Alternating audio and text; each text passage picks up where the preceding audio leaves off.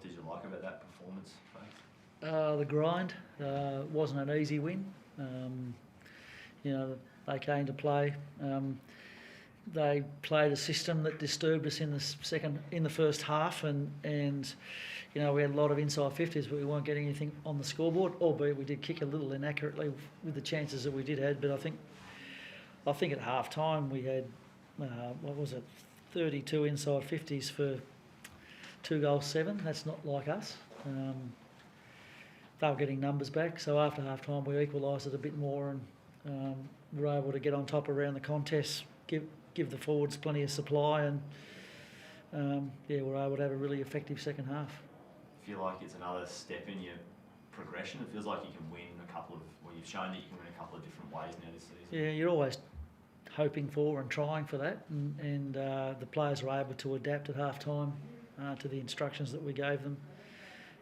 So that's a good sign. How important is it to win like that, especially when you're winning easily, weeks prior, not easily, but winning by big margins weeks prior?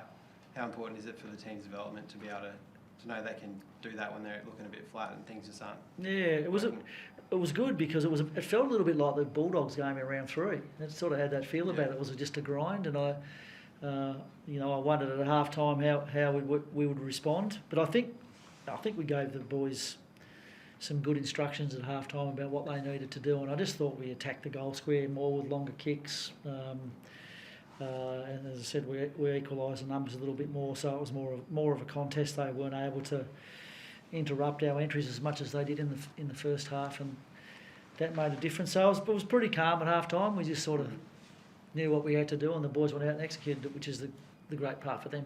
Bombers were undermanned in defence, so was that an instruction to kick the ball longer and higher to attack? Yeah, well, we talked about that coming into the game. We knew they lacked a bit of height, and they got a lot of injuries at the moment. So there's no doubt when you got Eric and Joey up there over 200 centimetres that you should be able to get some advantage. And I guess Joey was the guy that got the big advantage tonight against his old team. Played a terrific game.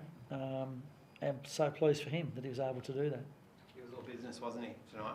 He's had a pretty good run the last month or so. Yeah, he's since the Dogs game when all the world caved in on him about his performance, he hasn't played too badly. So, it's not just about kicking goals, though. It's the contest that he gives, and he does some good stuff when he goes into the ruck as well, albeit sometimes it's a little unusual. But, he just brings a lot to the table, and his last, 5 games, I guess, have been really good.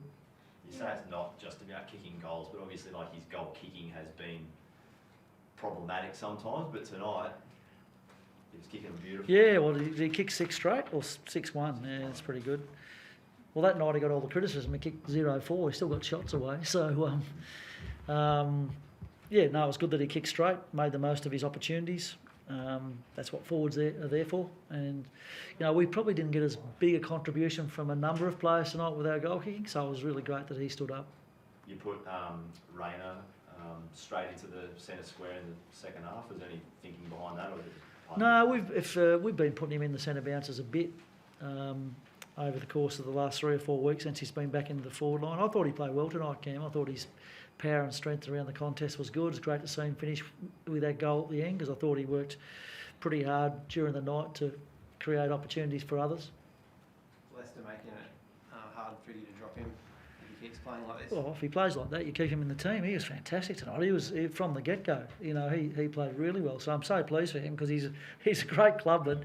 Everybody loves him, and they pick him in the leadership group every year, despite the fact that he probably spends more than half of his time in the reserves. That's the respect in which he's held.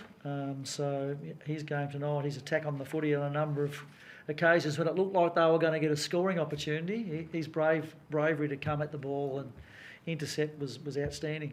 Is that a reflection, do you think, of where the team is at? Because before the season started, it was all about this terrific depth and the recruitment, but you've actually seen the proof now that there are lots of options.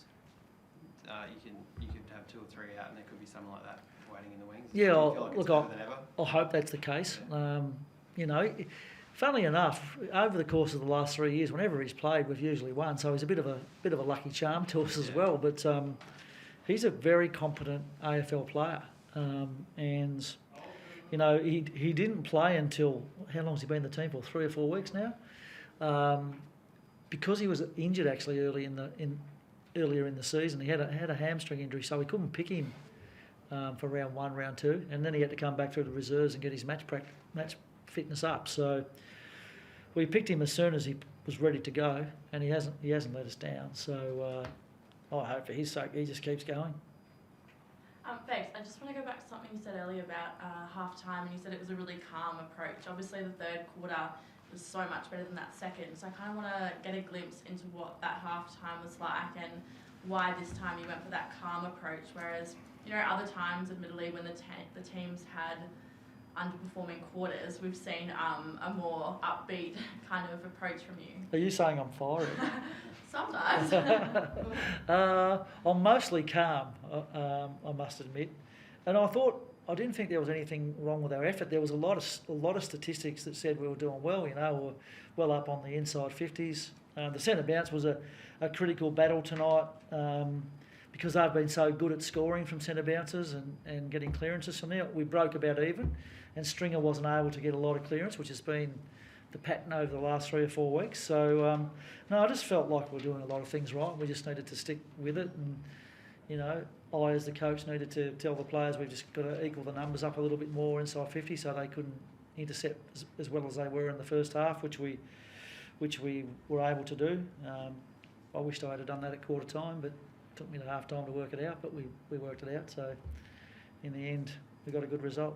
Is that the trust that you've kind of got in your team now that, you know, obviously 6 in a row, you probably don't feel like you need to panic when the score isn't in your favour? Yeah, I've got a lot of trust in the group. I mean, we've been building that for quite a few years now, and we've been through a lot of experiences together. So you'd like to think that some of those boys like, you know, Hugh McCluggage and Jared Berry that were, you know, 15, 20 game players when we started that process, who are now 100 game players, know what to do in that situation. And that's what I feel like. I feel like our players at the moment, they're able to take control of situations and turn, you know, negative situations into positive outcomes. So